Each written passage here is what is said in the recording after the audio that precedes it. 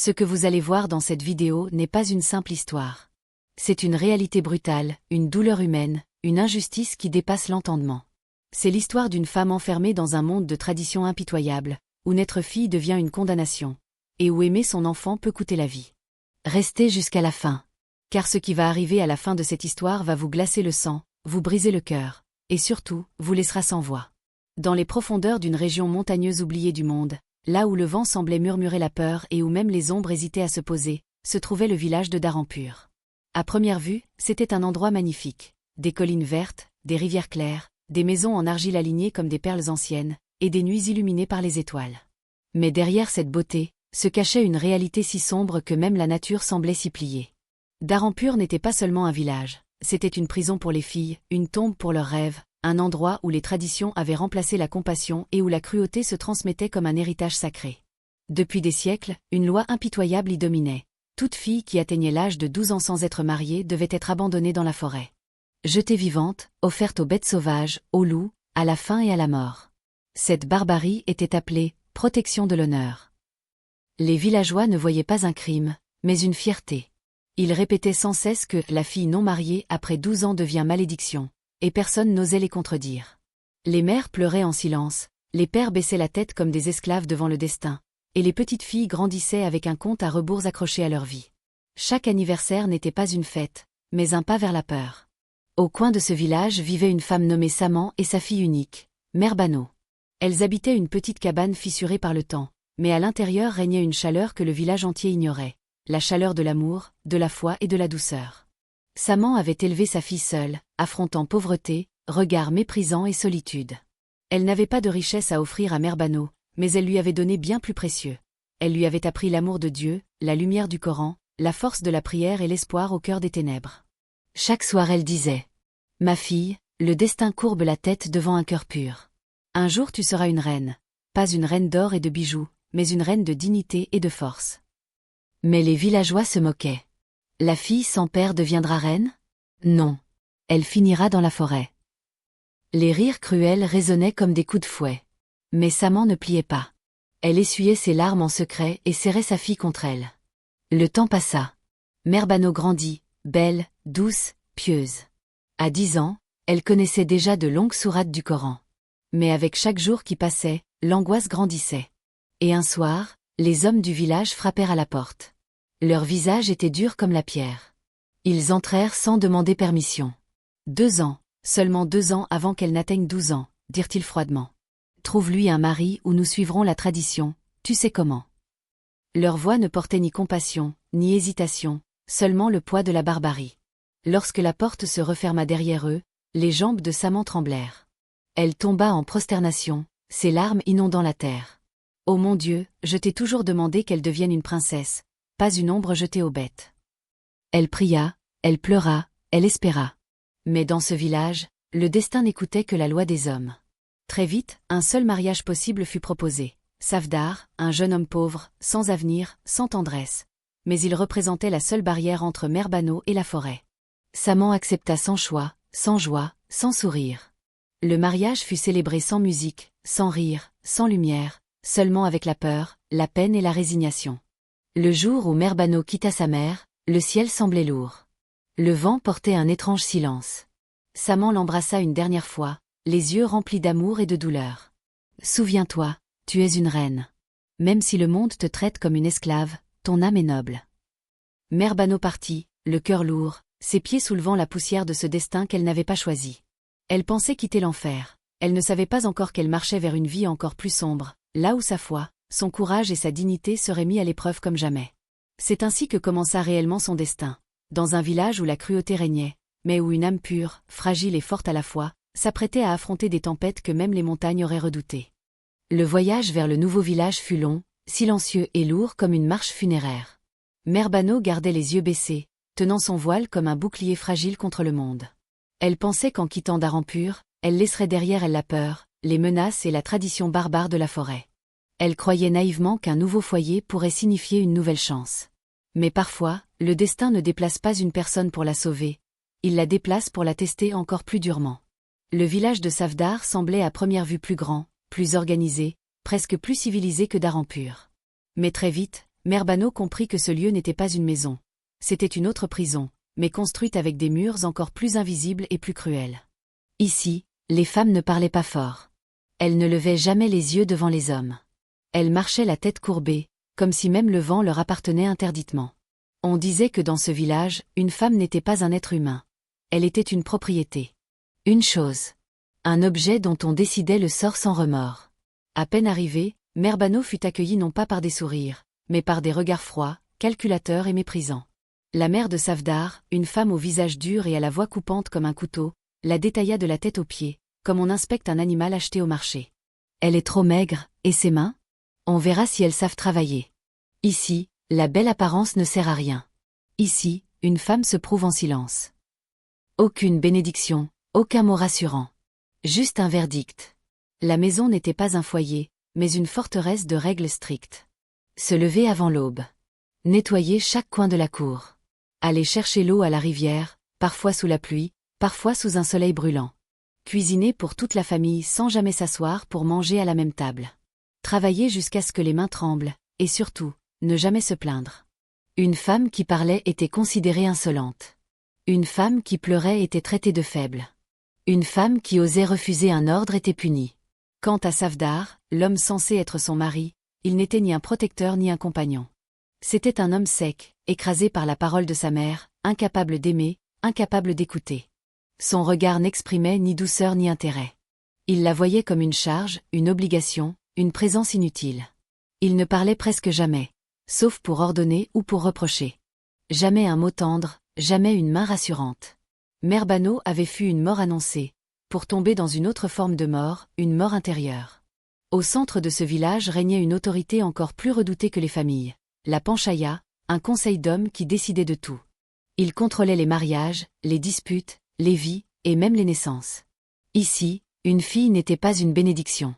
C'était une honte. Une malchance. On murmurait dans les ruelles. Une femme qui ne donne pas un fils ne mérite pas de vivre heureuse. Ces mots flottaient dans l'air comme des lames suspendues. Merbano comprit alors qu'elle avait quitté un village cruel, pour entrer dans un royaume de tyrannie encore plus froide. Mais malgré tout ce noir autour d'elle, elle n'abandonna pas sa lumière intérieure. Chaque nuit, quand tout le monde dormait, elle se levait doucement, posait son front sur la terre froide et priait longuement. Elle demandait force, patience et protection. Elle priait pour sa mère lointaine, pour son propre cœur qui se fissurait mais ne cassait pas, et pour un avenir qui, un jour, pourrait changer. Elle se disait en silence. Si Dieu m'a conduite ici, ce n'est pas pour me briser, mais pour mesurer jusqu'où une femme peut tenir debout quand le monde entier veut la voir à genoux. Elle ne savait pas encore que les épreuves les plus douloureuses ne faisaient que commencer. Et que ce village, avec ses lois cruelles et ses cœurs de pierre, allait transformer sa vie en un combat permanent contre la douleur, l'injustice, et le destin lui-même. Les jours se succédaient avec une lenteur cruelle. Le soleil, qui autrefois semblait apporter chaleur et espoir, n'était plus qu'un témoin silencieux des larmes et des cris étouffés de Merbano. Dans cette maison où l'on respirait la peur, chaque bruit de pas, chaque porte qui claquait, chaque voix masculine résonnait comme une menace. Savdar n'était pas seulement un mari violent, il était une malédiction vivante, une ombre lourde qui planait au-dessus d'elle. La naissance de sa première fille aurait dû être un moment de joie et de bénédiction. Mais dans ce village aveuglé par la cruauté, une fille signifiait honte, faiblesse et malheur. Savdar ne l'a même pas regardée. Il a seulement lancé un regard rempli de mépris, puis il est sorti, laissant derrière lui une ambiance glaciale. Peu de temps après, la fillette tombe gravement malade. Pas un médecin. Pas un remède. Pas même une prière sincère de la part de son père. La petite s'éteint doucement dans les bras de Merbano, sans cri, sans force, comme une bougie que le vent étouffe. Ce jour-là, une partie de son âme meurt avec elle. Le temps passa à peine qu'une deuxième grossesse arriva. Merbano priait, pleurait la nuit, suppliant Dieu d'épargner son enfant. Mais la fatalité s'acharna. Une deuxième fille. Et cette fois, la réaction du village fut encore plus brutale. On la montrait du doigt, on murmurait derrière son dos. Cette femme est maudite. Elle ne s'est donnée que des filles. Savdar devint plus violent, plus froid, plus distant que jamais. Et comme si le destin voulait tester les limites de sa résistance, la deuxième petite tomba, elle aussi, malade. La nuit où elle rendit son dernier souffle, Merbano hurla sans bruit. Son cri, personne ne l'entendit. Personne ne voulut l'entendre. Comme si cela ne suffisait pas, une nouvelle tragédie s'abattit sur elle, la mort de sa mère. La seule âme qu'il avait aimée sans condition. La seule qui avait compris ses douleurs. Mère Banot apprit la nouvelle sans même pouvoir voir le visage de sa mère une dernière fois. Elle pleura pendant des jours, mais même ses larmes devinrent une faute dans cette maison. Safdar lui interdit tout deuil, toute tristesse, comme si sa souffrance n'avait aucune valeur. Alors Mère Banot se replia sur elle-même. Elle apprit à souffrir en silence. Elle apprit à sourire quand son cœur saignait. Elle apprit à parler doucement quand tout son être voulait crier. La solitude devint sa seule amie, Dieu sa seule force. Elle pria, encore et encore, convaincue qu'au bout de toute douleur se cache peut-être une issue, une lumière, une délivrance. Mais elle ignorait qu'une nouvelle épreuve, la plus terrible de toutes, approchait déjà. Le temps passa, lourd, étouffant, chargé d'un silence qui annonçait une nouvelle tempête. Le ventre de Mère Banot commença encore une fois à s'arrondir. Cette grossesse n'était pas une joie, c'était une peur vivante. Chaque battement de son cœur portait une prière. « Seigneur, fais que ce soit un garçon, ou protège au moins mon enfant. » Mais dans ce village sans cœur, même les prières semblaient avoir peur d'exister. Les mois défilèrent entre coups, insultes et humiliations. Safdar ne lui adressait presque plus la parole, sauf pour la blesser. Les femmes du village la regardaient avec pitié mêlée de mépris, comme si son souffle même portait malheur. Mère Banot, elle, continuait de survivre, de marcher, de respirer, uniquement pour ce petit être qu'elle portait.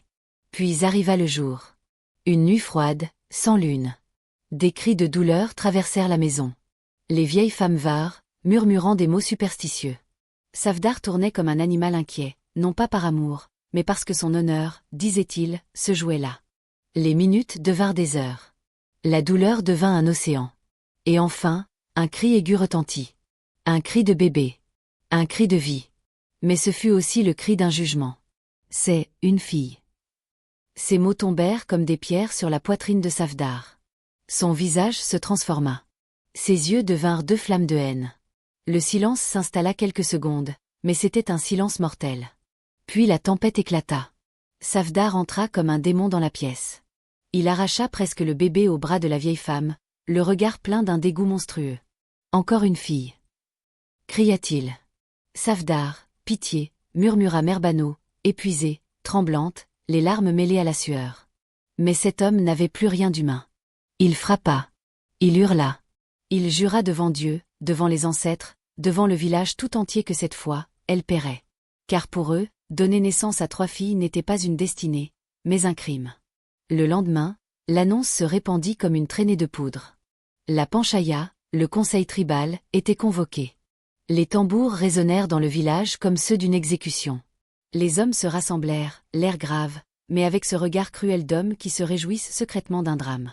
Mère Banot fut traînée devant eux, encore faible, son corps meurtri par l'accouchement, mais obligé de se lever. Sa fille, minuscule, respirait doucement contre sa poitrine. C'était la seule chaleur qui lui restait. Au centre, siégeait le chef du village. Vieil homme au visage dur, symbole d'une justice sans cœur. Safdar se plaça fièrement, gonflé d'orgueil malade. « Elle nous a encore humiliés », dit-il d'une voix glaciale. 3 filles. Ce n'est pas une femme, c'est une malédiction vivante. Elle doit être punie. Les murmures montèrent. Certains hochaient la tête. D'autres baissaient les yeux, lâches, incapables de défendre l'innocence. Personne ne parlait pour elle. Le chef leva la main. Le silence se fit. Son regard croisa celui de Mère Banot. Il n'y vit pas une mère, pas une femme, pas un être humain. Seulement une faute. Une honte à effacer.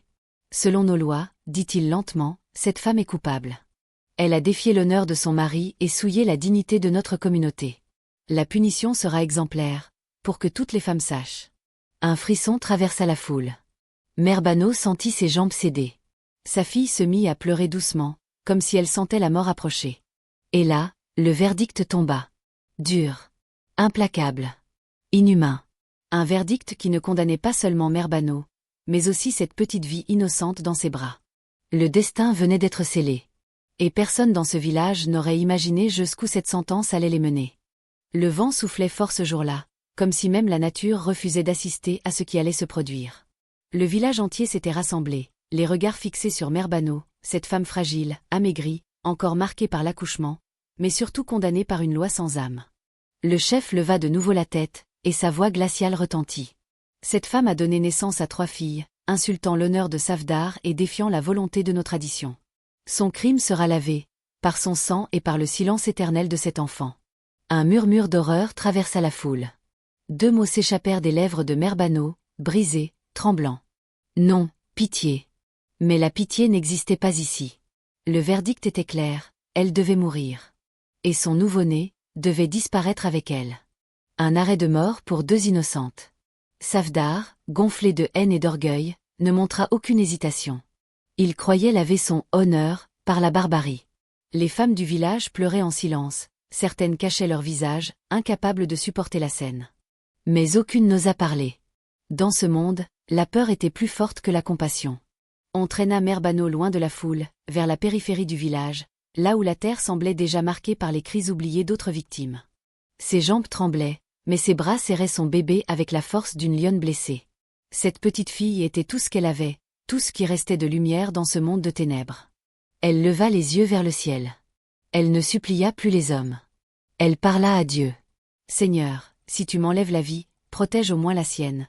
Ne laisse pas ce monde cruel lui voler son souffle. » Au moment où l'exécution allait commencer, un événement inattendu éclata. Une dispute, au cœur même du conseil. 2 hommes se levèrent. 2 voix, pour la première fois, osèrent défier la tradition. « Cela suffit !» cria le premier. « Nous tuons des mères, nous tuons des enfants, et nous appelons ça honneur ? Depuis quand une femme devient coupable d'avoir donné la vie ?» ajouta l'autre. Un silence lourd se posa. Les regards se tournèrent vers eux. Le chef frappa son bâton au sol, furieux, mais il vacilla. Car pour la première fois, la peur changeait de camp. Le débat devint tempête. Les uns voulaient le sang. Les autres, l'humanité. Le village se déchirait. Pendant ce chaos, une vieille femme s'approcha discrètement de Mère Banneau. C'était celle qui avait aidé à l'accouchement. Dans ses yeux, il n'y avait ni peur ni hésitation, seulement la foi et le courage. « Pars, murmura-t-elle. Cours. Dieu te protège aujourd'hui. » Elle défit la corde. Les battements du cœur de Mère Banneau devinrent des éclairs. Les cris de dispute masquaient tout. Sans réfléchir, sans regarder derrière, elle courut. Elle courut avec la force de toutes les mères du monde. Elle courut avec dans ses bras la seule raison de vivre. Les hommes se retournèrent trop tard. Safdar hurla son nom avec rage. La foule explosa de confusion. Mais Mère Banneau avait déjà franchi la limite du village, vers l'inconnu. Vers la vie. Ou peut-être vers une autre forme de destin. Mais elle n'était plus une victime. Elle était une mère en fuite pour sauver son enfant. Le soleil se couchait lentement. Une histoire venait de se briser. Mais une autre venait de naître. Parce que parfois, même au cœur du désert le plus cruel, Dieu laisse pousser une fleur. Si cette histoire vous touche et que vous voulez découvrir d'autres récits puissants comme celui-ci, n'oubliez pas de vous abonner à la chaîne, d'activer la cloche de notification, de liker et de partager. Car la prochaine histoire pourrait encore plus vous choquer.